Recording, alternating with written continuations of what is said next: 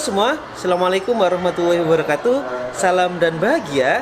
Perkenalkan, saya Rangga Pratama Yudiarta, Sarjana Seni Magister Pendidikan.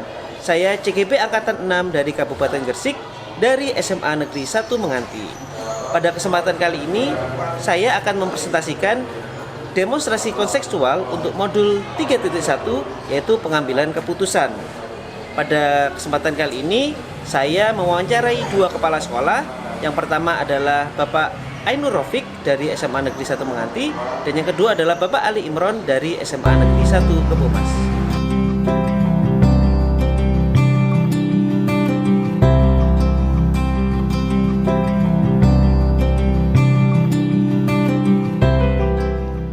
Memang dalam bekerja kita akan berhadapan dengan kasus-kasus di mana kasus-kasus tersebut itu berhubungan dengan dilema etika atau bujukan moral.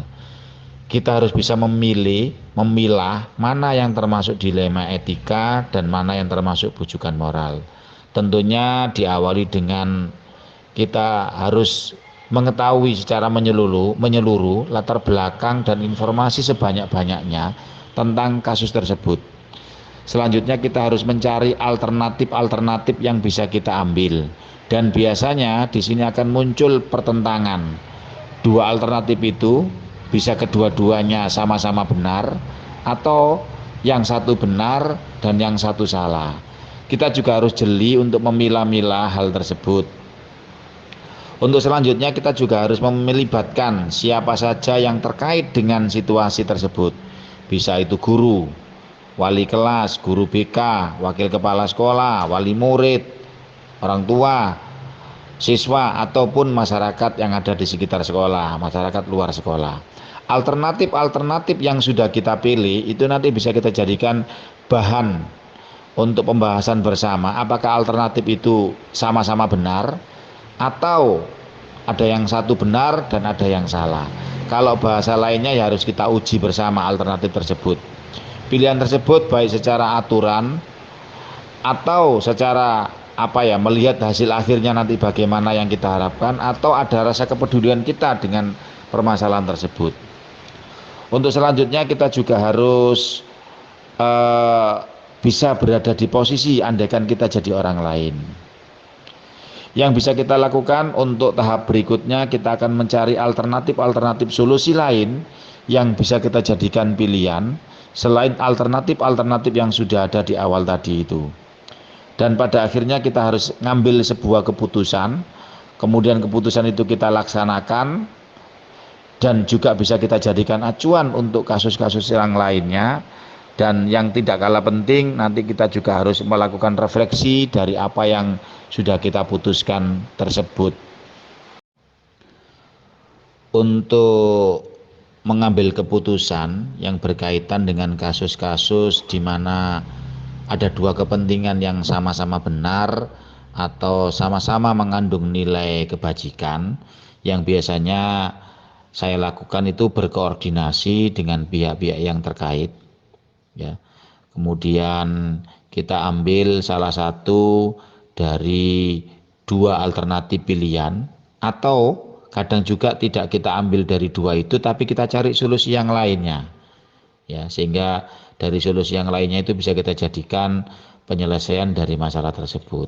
Kemudian keputusan yang kita ambil itu juga kita harus mempertimbangkan baik itu dari hasil akhirnya nanti bagaimana endingnya itu, juga apakah itu bertentangan dengan aturan atau tidak, ataukah sudah memenuhi rasa kepedulian untuk pengambilan keputusan itu.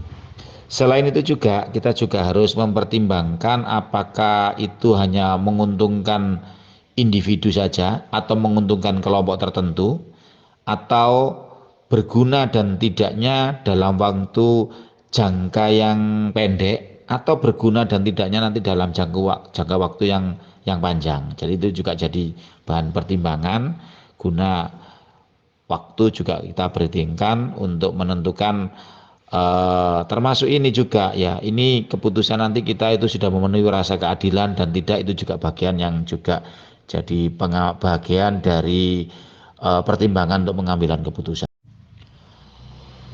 Langkah atau prosedur yang biasa saya biasa saya lakukan itu seperti tadi di awal sudah saya katakan, kita kumpulkan pihak-pihak terkait, kemudian kita cari solusinya itu yang mungkin itu apa saja, kemudian kita sampaikan alternatif solusi yang mungkin juga bisa kita ambil. Selain solusi-solusi yang kita tawarkan, juga kita harus mencari solusi yang lain. Selanjutnya kita ambil keputusan dari solusi itu, kemudian keputusan itu kita laksanakan dan kita jadikan acuan untuk kasus-kasus yang sama, untuk kasus-kasus yang selanjutnya. Dan yang tidak kalah pentingnya, kita tetap melakukan refleksi dari keputusan yang sudah. Yang efektif yang biasanya saya lakukan untuk menyelesaikan kasus-kasus yang berhubungan dengan dilema etika itu kolaborasi dengan pihak yang terkait, ya. Kemudian kita kunci di 3 hal yang terpenting, yaitu tadi kita perhatikan hasil akhir, terus jangan sampai berlawanan dengan aturan, kemudian harus memenuhi rasa kepedulian. Saya kira itu. Hal apa saja yang selama ini merupakan tantangan dalam pengambilan keputusan.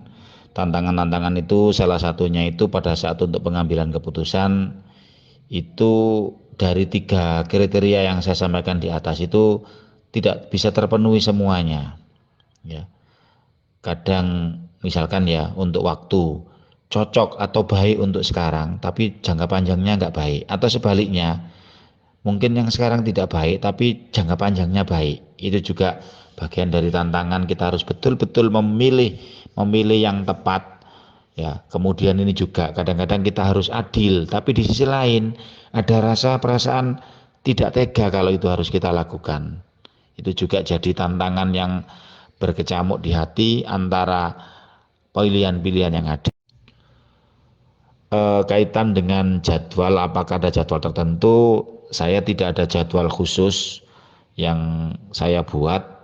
Semua itu bergantung dari situasi dan kondisi, tergantung dari permasalahan yang ada. Kalau memang permasalahan itu butuh cepat harus kita selesaikan di tempat, ya kita selesaikan di tempat, ya, dengan tetap memperhatikan aspek-aspek yang 3 saya sampaikan di awal, termasuk tetap kita adakan kolaborasi. Kalau memang permasalahan itu butuh waktu yang butuh pihak-pihak lain yang harus kita kumpulkan, ya kita kumpulkan, kita gali informasi sebanyak-banyaknya, kemudian kita cari alternatif-alternatif seperti tahap-tahap awal yang sudah saya sampaikan di awal. Yang faktor-faktor yang mudah, ya, yang mempermudah selama ini yang saya alami, yaitu saya bisa untuk mengambil keputusan yang terkait dengan kasus-kasus yang dilema etika itu mudahnya biasanya saya khususnya itu gampang, ya, mudah dan gampang berkoordinasi dengan pelibatan pihak yang terkait, baik guru, wakil kepala sekolah, guru BK. Insya Allah itu cepat, ya, kalau kita ajak kegiatan untuk pembahasan itu bisa tidak ada kendala dan cepat sekali teman-teman menyikapi hal yang itu. Dan biasanya itu dari pengalaman yang sudah saya lakukan itu bagian-bagian yang merupakan faktor yang mempermudah saya. Jadi kalau saya butuh informasi apa, biasanya Bapak Ibu guru BK, wakil kepala sekolah itu sudah memiliki informasi-informasi sehingga penyelesaian kita itu bisa lebih cepat dan lebih tepat untuk penyelesaiannya. Pembelajaran yang dapat saya petik dari pengalaman pengambilan keputusan dilema etika itu kita harus banyak menggali informasi dari sebuah permasalahan. Jadi tidak bisa dari satu sudut, tapi kita harus betul-betul banyak informasi yang harus kita gali. Kemudian yang kedua, kita kolaborasi itu penting, ya, kita tidak bisa berdiri sendiri, ya, kolaborasi itu penting. Selain informasi, kolaborasi itu 2 hal yang penting. Kemudian keputusan yang kita ambil itu harus betul-betul keputusan yang tepat, jangan sampai keputusan itu nanti tidak memenuhi rasa keadilan, ya. Terus karena kita itu juga manusia biasa, apa yang sudah kita putuskan kita tetap harus melakukan perbaikan-perbaikan, melakukan refleksi untuk perbaikan-perbaikan untuk pengambilan keputusan yang berikutnya biar lebih tepat lagi.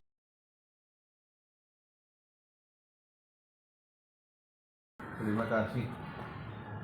Pada prinsipnya kita semua tahu bahwa di sekolah ini sangat banyak masalah, sangat kompleks permasalahan itu, baik di tingkat guru, pegawai atau karyawan, lalu siswa, orang tua siswa, dan pihak eksternal, baik itu pers, LSM dan sebagainya. Jadi kita untuk mengidentifikasi suatu masalah itu harus tahu, harus berpedoman pada suatu aturan. Ya. Kita yang beragama Islam itu punya peraturan, ada Al-Quran, ada hadis. Kita sebagai bangsa Indonesia, warga negara Indonesia, sebagai negara hukum itu punya peraturan perundangan, punya peraturan pemerintah, ya, ada peraturan di tingkat provinsi dan juga tata tertib di sekolah. Semua itu kita kembalikan ke sana. Asal semua itu sudah dibaca aturannya, kemudian masalahnya apa, ini pasal mana yang dilanggar dan sebagainya, saya rasa tidak akan sulit ya untuk menentukan bahwa siapa saja itu melakukan pelanggaran ataupun yang bersifat pelanggaran etika ataupun moral, semuanya bisa kita selesaikan. Jadi standarnya adalah berdasarkan aturan hukum. Nah ini saya baca kebetulan itu di cerita ya, di Al-Quran itu kan ada cerita itu tentang Nabi Yusuf dengan Nabi Yusuf itu kan dipelihara ya, ibaratnya diasuh oleh raja yang punya istri cantik. Nah itu pun kan difitnah. Nah, siapakah yang melakukan kesalahan di situ? Apakah Yusuf muda ini yang mau memperkosa istri raja atau istri raja yang memang ngejar-ngejar Yusuf, kan gitu. Nah, itu Allah sudah memberikan suatu ajaran bahwa untuk mengadili itu lihat kejadian itu dengan bekasnya. Kalau gamisnya sobek bagian depan, ya si perempuan ini kalau sobek di bagian depan, maka ada kemungkinan besar bahwa dia laki-laki yang salah karena dia yang aktif yang akan melakukan. Benar kan? Tapi ini kan yang terjadi justru Yusuf yang sobek di belakangnya. Jadi seakan-akan ini bisa diibaratkan bahwa Yusuf itu yang dikejar-kejar. Maka di sini terlihat bahwa perempuan ini yang mengejar Yusuf. Dan singkat cerita sampai di akhir ayatnya raja ini ternyata si perempuan ini, istri raja ini memang masih perawan. Jadi selama ini dinikahi itu tidak diapa-apakan. Nah, akhirnya kan menjadi istri Yusuf. Nah, jadi hukum itu seperti itu. Jadi ajaran itu sudah ada. Kalau kita pakai landasan agama Islam, insya Allah aman. Lebih dari Pancasila. Ya, cuma ulama itu lebih menghargai semua sehingga ada beberapa hal kita mengikuti Pancasila untuk mengakomodir kepentingan bangsa Indonesia. Nah, di sini sebetulnya yang saya katakan dengan menganut agama Islam itu jauh lebih lengkap dibanding hanya sekedar Pancasila. Jadi istilahnya kita Muslim ini asal mengamalkan ajaran Islam, mesti Pancasila itu aja. Gitu. Baik, ya karena kasusnya ini sama-sama ada nilai positifnya di antara dua pihak yang bermasalah, katakanlah begitu, maka saya berprinsip bahwa kalau keduanya itu benar, maka bagaimana kita ambil keputusan itu yang tidak menyakitkan satu sama yang lain. Mungkin di porsi tertentu ini yang kita beri dorongan atau kita kabulkan begitu, mungkin di sisi lain ya ditunda pelaksanaannya ataupun dibelokkan tipis-tipis, ya diikuti tapi dengan pola penyesuaian dengan program sekolah, sehingga semuanya diakomodir bahwa itu menjadi bagian dari kegiatan sekolah dan menjadi program, dan akhirnya itu bisa dua pihak tidak merasa tersakiti. Kira-kira seperti itu. Jadi memang agak rumit yang demikian ini karena samar-samar semua. Gitu. Baik. Seringkali ya saya ini menerima laporan dari satu orang lapor begini ya, tentang satu masalah. Ada satu lagi begini. Nah, maka kalau memang beda, laporan dari dua hari beda, saya perlu minta klarifikasi orang ketiga. Nah, tujuannya apa? Dan juga perlu dilihat orang-orang ini, ya. Biasa bohong orang. Nabi itu hadisnya dikatakan doib, tidak itu kan juga rawinya itu ya, sanadnya. Yang meriwayatkan ini orang-orangnya biasa bohong kan, makanya hadisnya disebut hadis doib. Kita harus belajar niru Rasulullah, Mas. Angel-angel kan itu. Jadi kalau ada laporan dari A begini, B begini, nah ini lihat A, B ini. Nah, terutama yang lapor pertama tadi, orang ini tabiatnya gimana.